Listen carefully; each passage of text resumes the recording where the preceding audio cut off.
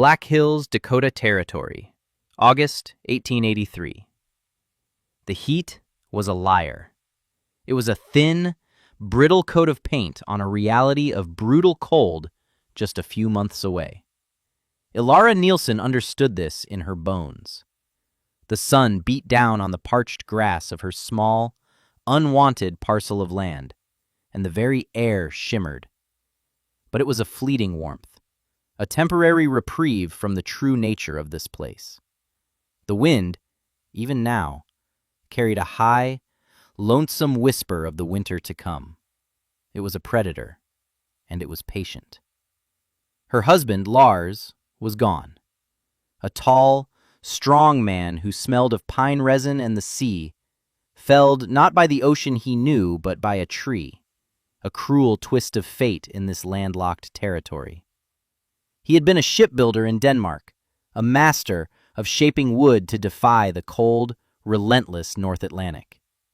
Here, his skills had been turned to logging, a job that paid but felt like a betrayal of his craft.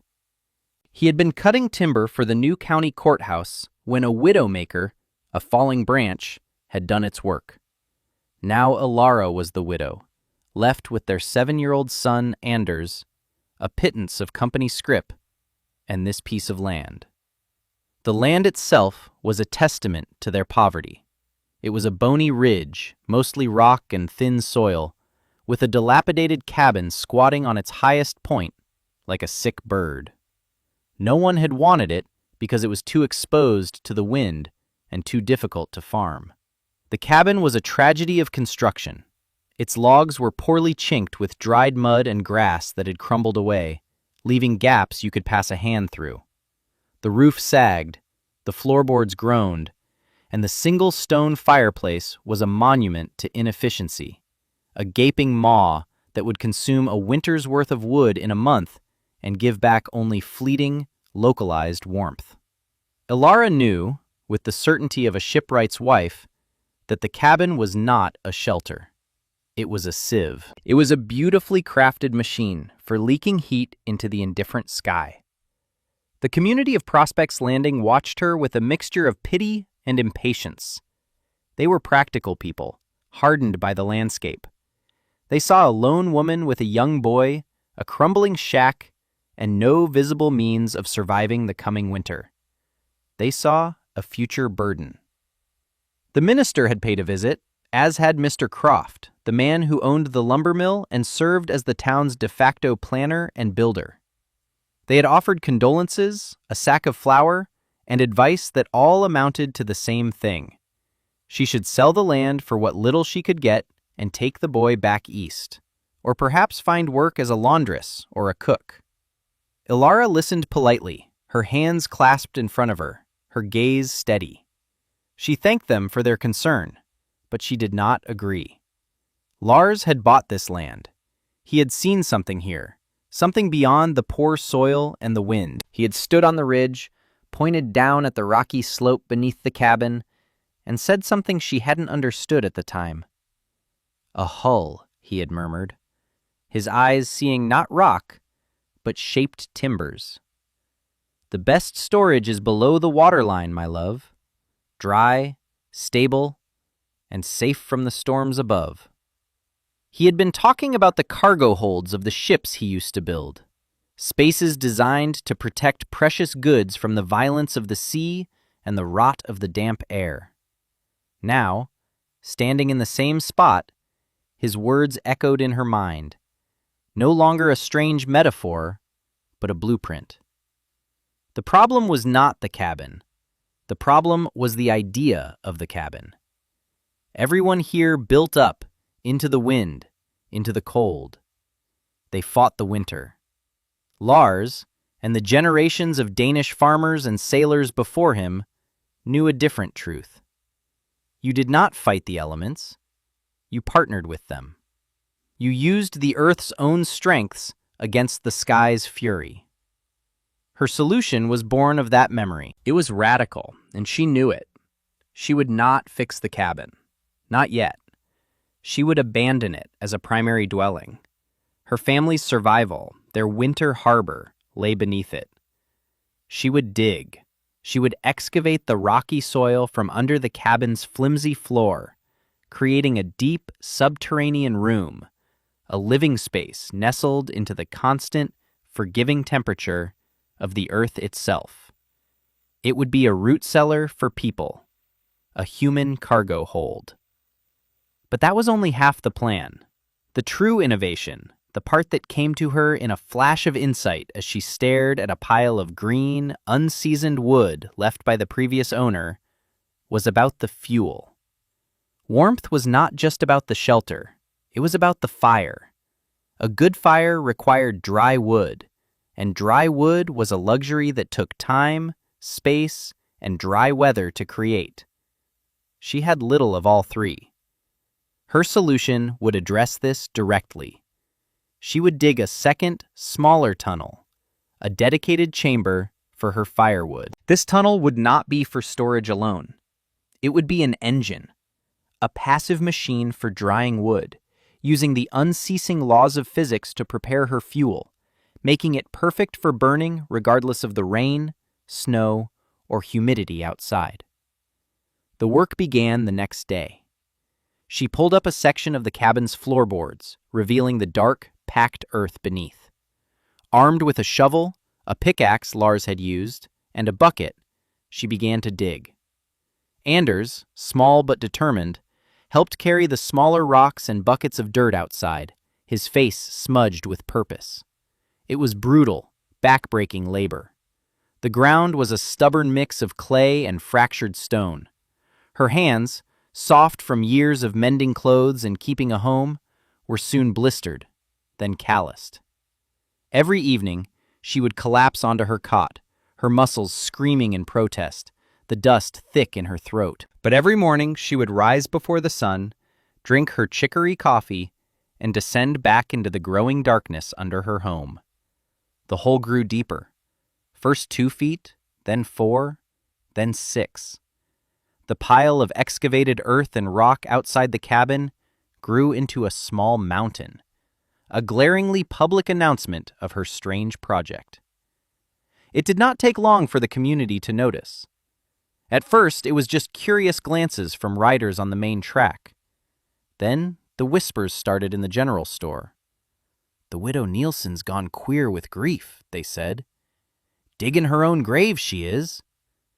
The children who passed by on their way to the schoolhouse would stop and stare, calling it the crazy woman's hole. They gave her project a name, Nielsen's Folly. The mockery was a constant, low hum on the edge of her hearing. It followed her when she went to town for supplies, a shadow of judgment and pity. They saw a woman unhinged, engaging in a pointless, insane task. They saw a liability confirming their worst assumptions. They could not comprehend what she was doing because it fell so far outside their established wisdom. Here, a house was made of wood, and it sat on the ground, not in it. A hole was for a privy or a root cellar, a place for things, not people. To choose to live in the earth was seen as unnatural, a morbid rejection of the light. One afternoon, the voice of that conventional wisdom paid her a personal visit. Silas Croft arrived in his buckboard, a man whose physical presence was as solid and square as the houses he built. He was not an unkind man, but he was a man who believed in right angles, level foundations, and the proven methods of timber construction. He saw Ilara's excavation not just as foolish, but as a danger. He found her at the edge of the hole, hauling up a bucket of rock with a simple rope and pulley she had rigged to a ceiling joist. She was covered in a fine layer of dust, her hair tied back in a scarf, her face grim with effort. "Mistress Nielsen," he began, his voice accustomed to command, "I came to see if the rumors were true. I must admit, I find them to be an understatement." Ilara set the bucket down, breathing heavily. She met his gaze without apology. "Mr. Croft." He gestured at the gaping hole in her floor, at the precarious-looking earth walls. "Ma'am, with all due respect, what you are doing is madness. You're undermining the entire structure. A good rain will soften this soil, and the whole cabin will come down on your head. This is not how a home is built." He peered down into the darkness. "And you intend to live down there? In the damp? In the dark? It is a place for moles and worms. It's a coffin, not a home. You will sicken yourself and the boy." Alara wiped a smear of dirt from her cheek with the back of her hand. She looked from Croft's concerned, condescending face to the cool, dark earth she was shaping. She thought of the damp, cold holds of ships that, properly built, could carry paper and grain across an entire ocean without a hint of moisture. She thought of the earth, not as a damp, dead thing, but as a vessel of immense, stable energy. She looked back at the builder, the expert in his field. Her response was not an argument. It was a statement of principle, spoken so quietly he had to lean in to hear it. "A ship's hull is also dark and below the water, Mr. Croft, yet it is the safest place to be in a storm." She then added, gesturing to the growing pile of greenish, damp wood near the cabin, "And the earth that takes the heat in summer can also hold it in winter. Dry wood is life. I intend to have both." Her quiet certainty was more unsettling to him than any shouted defense. It was the confidence of a different kind of knowledge, a wisdom he did not possess and therefore could not refute. He shook his head, a mixture of frustration and genuine pity on his face. "You are a stubborn woman, Mistress Nielsen. I am warning you, for your own good and the boys. This folly will be the end of you. When the first snows fly, you will regret this." He was not wrong to be concerned based on what he knew, but his knowledge was incomplete. He saw a hole. Alara saw a harbor. The work continued, day after relentless day. As the main chamber reached a depth of 8 feet and a space of roughly 12 by 15 feet, Alara began the second, more critical phase of the project, the insulation and waterproofing. This was where her husband's knowledge truly came to life. Croft saw dirt and assumed dampness. Alara knew that the earth was only damp if you allowed it to be. The key was a barrier. She sent Anders to the creek bed to gather pails of the thickest, grayest clay. She mixed this with straw from their thin mattress, creating a thick, sticky daub. Working by lantern light, she began to plaster the earthen walls of her cellar, packing the clay mixture into every crevice, creating a seamless, insulated layer nearly a foot thick. It was the same principle used to insulate the ice houses in Denmark, to keep the winter's ice frozen through the heat of summer. The thick clay wall would act as a buffer, slowing the transfer of heat and, more importantly, moisture. Next came the vapor barrier, the shipwright's secret. She took the few remaining silver dollars she had and bought several buckets of pine pitch from the lumber mill. She also purchased a load of the cheapest rough-sawn pine boards, the ones Croft's mill nearly gave away. One by one, she coated these boards in hot, sticky pitch. Then, painstakingly, she lined the interior of the clay walls with them, overlapping each board like a clapboard roof, ensuring there were no gaps. The pitch created an impermeable seal against any moisture that might try to seep through the clay. The result was a room within a room, an outer wall of earth, a middle layer of insulating clay, and an inner wall of waterproofed wood. The air inside smelled sharply of pine and tar, the scent of a new ship's hold. The principles at play were simple, elegant, and entirely alien to the construction methods of the Dakota Territory. The first principle was thermal mass. The sheer bulk of the earth surrounding her subterranean room acted like a battery. In the summer, it absorbed the heat of the sun, and in the winter, it held on to that warmth, maintaining a stable temperature. Just a few feet below the surface, the ground temperature remains remarkably constant year-round, a cool 50 or 55 degrees Fahrenheit. A conventional log cabin, with its thin walls exposed to the wind, had to fight a constant battle against the outside temperature. To heat a room from 10 degrees to 70 degrees was a 60-degree struggle. Alara's home would only need to be heated from 55 to 70 degrees, a mere 15-degree difference. The Earth itself was doing 3/4 of the work for her. The second principle was the elimination of convective heat loss. Silas Croft's houses, for all their sturdy beams, were full of tiny cracks and gaps. Wind, the great thief of warmth, would force its way through these gaps, stealing the precious hot air and replacing it with frigid cold. This process, convection, was the primary reason his fireplaces had to burn so ferociously just to maintain a pocket of warmth in the center of a room. Alara's dwelling, buried and sealed, was almost entirely immune to the wind. There were no drafts, no gusts of cold air. The only air exchange would be the ones she designed and controlled. This brought her to the final, most ingenious part of her system, the drying tunnel. While she worked on the main chamber, she had been simultaneously digging a second, much smaller tunnel, about 3 feet high and 3 feet wide. It branched off from the main cellar and sloped gently downward for about 20 feet before turning and running parallel to the hillside. At the far end, she dug a small vertical shaft up to the surface, covering it with a simple stone cap to keep out the rain. Near the entrance of the tunnel, inside the main cellar, she installed a small, closable hatch.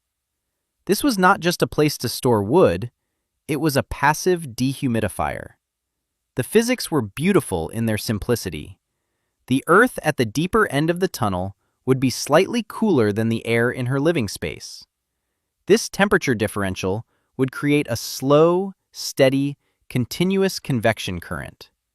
Cooler, denser air from deep in the tunnel would gently flow into the cellar, while slightly warmer, more buoyant air from the cellar would be drawn into the tunnel to replace it. This constant, almost imperceptible airflow would pass over the stacks of green wood she piled inside.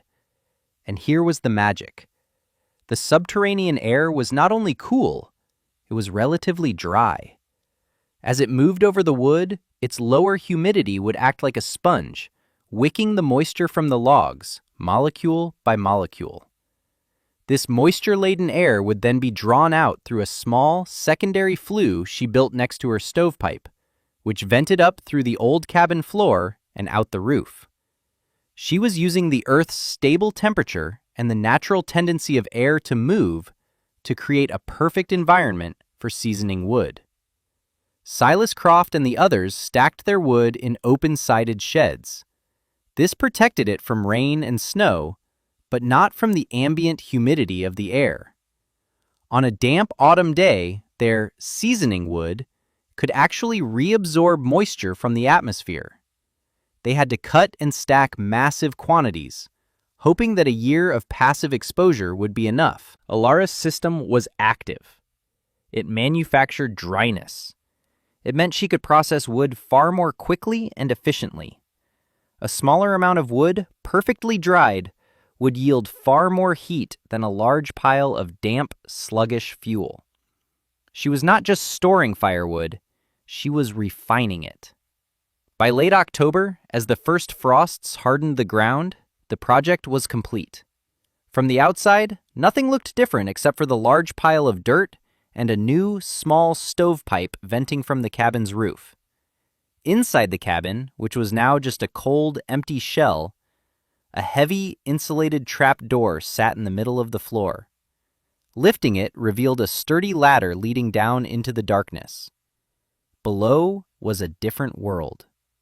A small, highly efficient cast-iron stove, a wedding gift she had insisted on bringing from Denmark, sat against one wall, its flue pipe rising neatly to the ceiling. The air was cool but not cold, and absolutely still.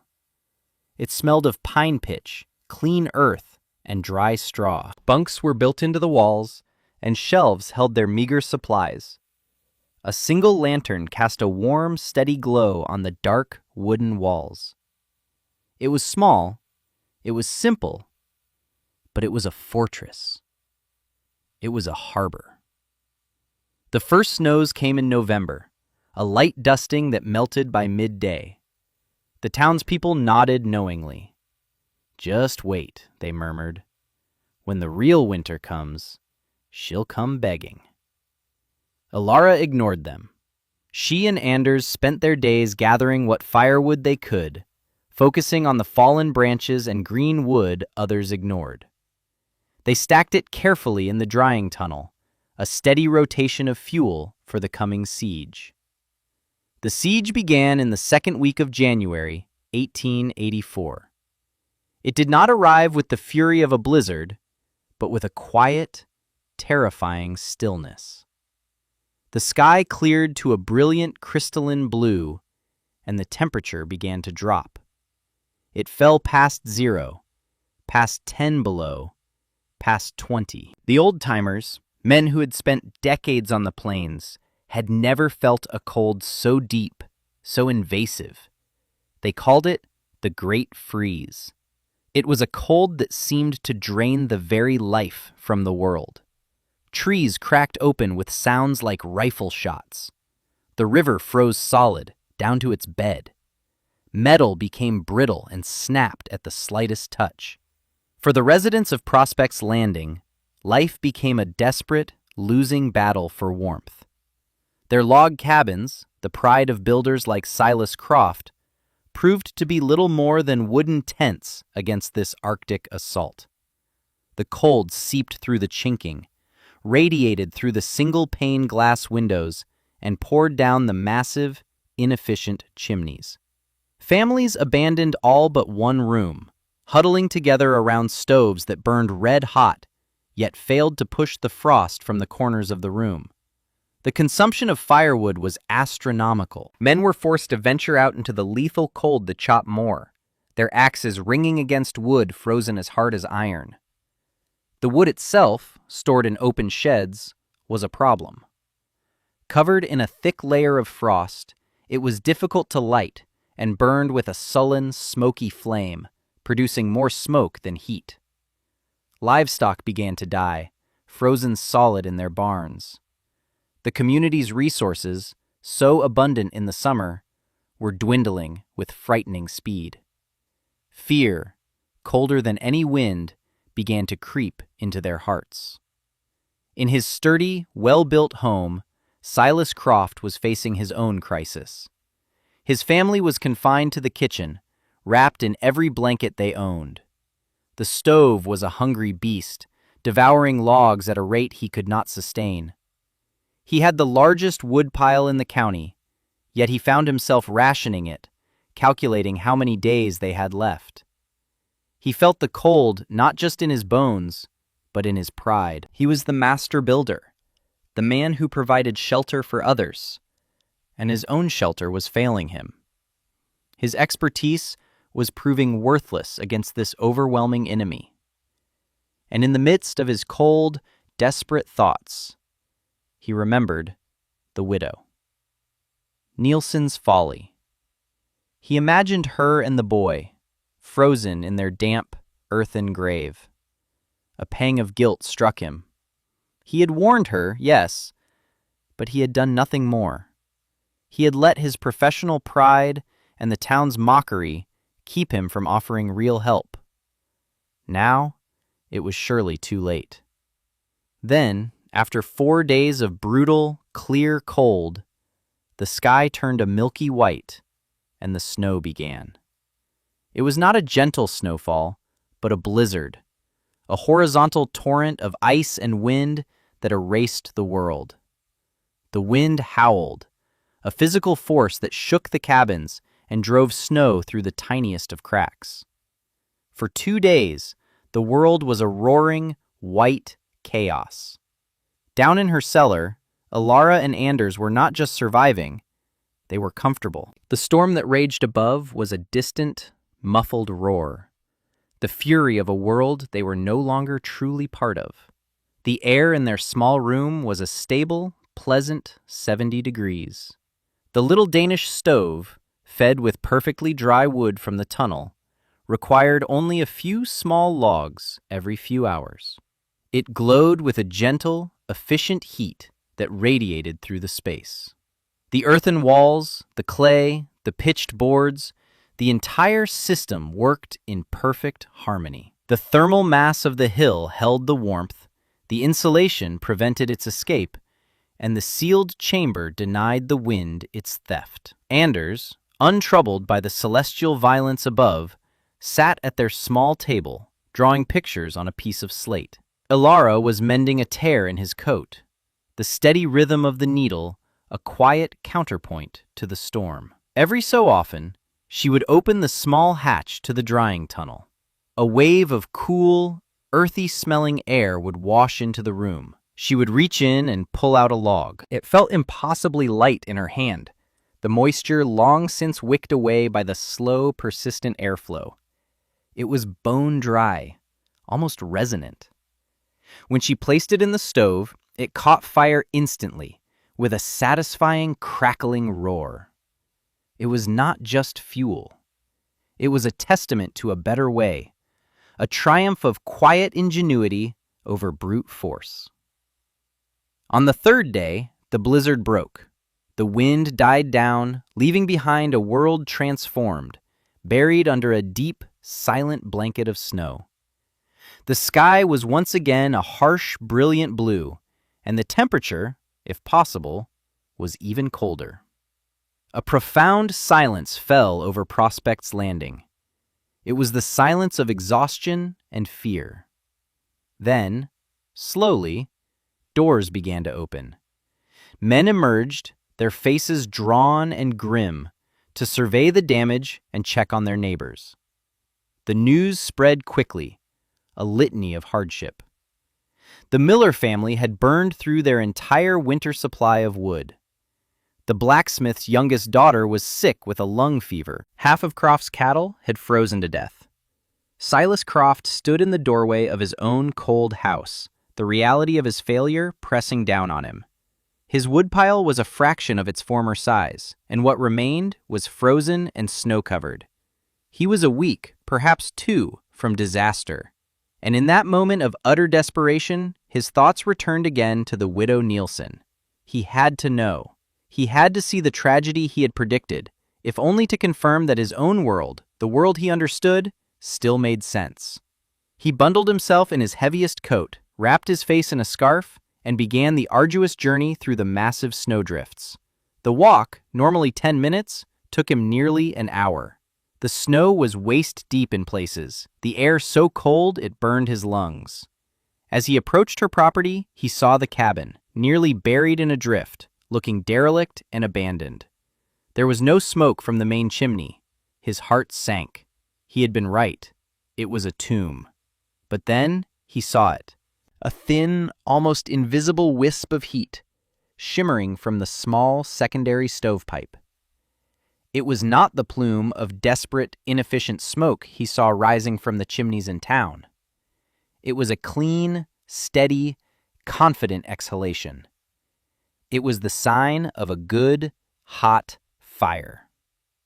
Confused, he struggled to the cabin door, which was blocked by a drift. He cleared it with his mittened hands and pushed it open. The interior of the cabin was as cold as the air outside. Frost covered the walls. It was clearly uninhabited. For a moment, he thought he had been mistaken, that the wisp of heat was an illusion. Then his eyes adjusted to the dim light, and he saw the trap door in the floor. A faint, warm light seeped from the cracks around its edges. He hesitated, then called out, his voice hoarse. "Mistress Nielsen! Are you in there?" There was a muffled sound, and then the trap door lifted.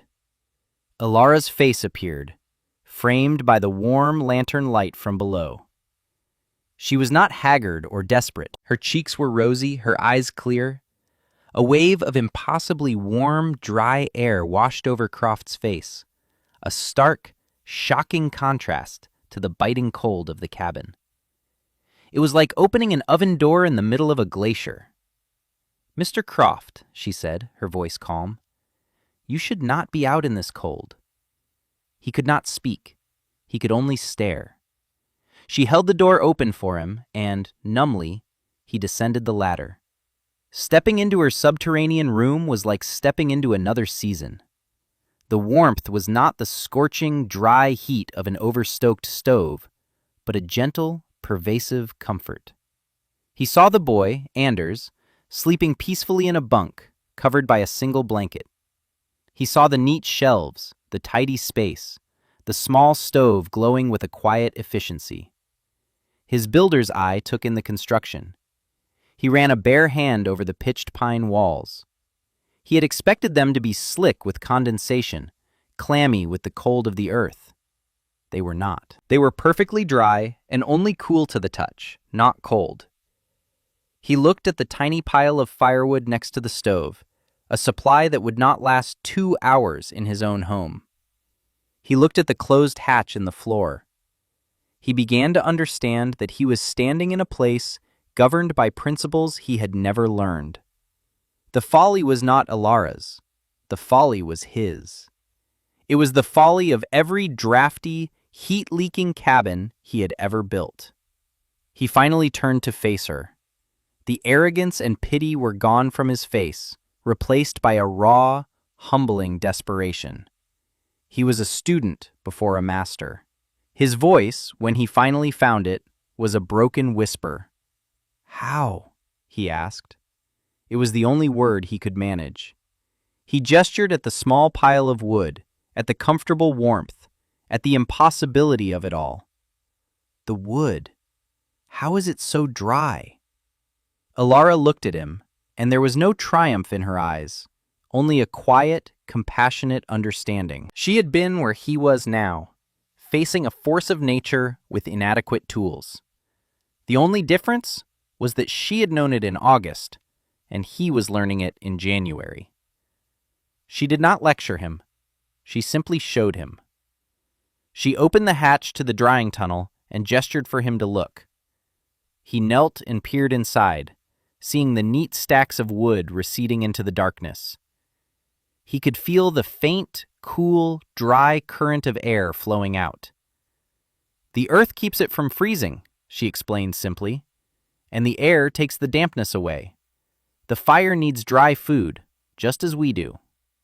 She then went to the tunnel, retrieved 2 armloads of the perfectly seasoned logs, and tied them into a bundle with a piece of rope. "This will get you and your family through the night," she said, handing the bundle to him. The wood was so light it surprised him. "The fire will burn hot. You will use less. When the weather is safe, I will show you the principles. It is not magic, it is just a different way of thinking." Silas Croft, the most respected builder in the county, took the firewood from the widow he had mocked. It was the heaviest and the lightest burden he had ever carried. He climbed the ladder back into the frozen world, his mind reeling, his worldview shattered and remade in the warm, quiet dark of Nielsen's Folly. The story of what happened next became a quiet legend in the Black Hills. Croft's family survived the night, their stove burning with a heat and efficiency they had not known all winter. When the great freeze finally broke, Croft was the first at Alara's door, not as a critic, but as an apprentice. He brought with him 2 of his strongest workers. He did not ask for charity, he asked for knowledge. Alara, true to her word, shared everything. She explained the principles of thermal mass, of insulation and vapor barriers, of passive ventilation. She used the simple language of a shipwright and a farmer. She spoke of the earth as a partner, not an obstacle. Croft, a man used to giving orders, listened with the focused humility of a survivor. He and his men spent a week helping her dig a larger, improved drying tunnel, and in return, she taught them every detail of her design. That spring, a new type of structure began to appear in the territory.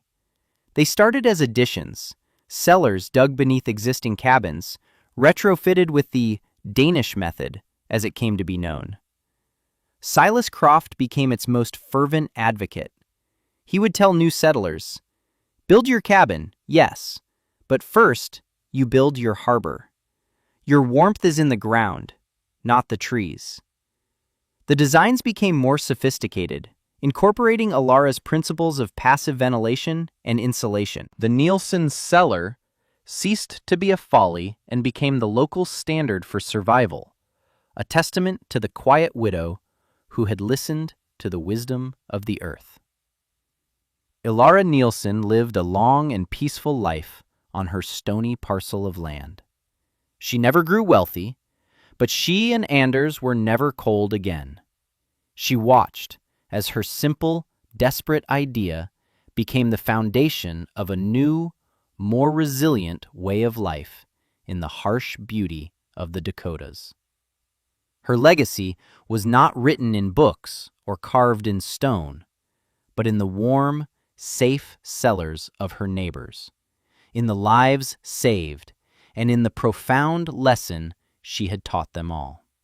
Years later, a traveler passing through the area found her sitting on the porch of the old cabin, which she now used only in the summer.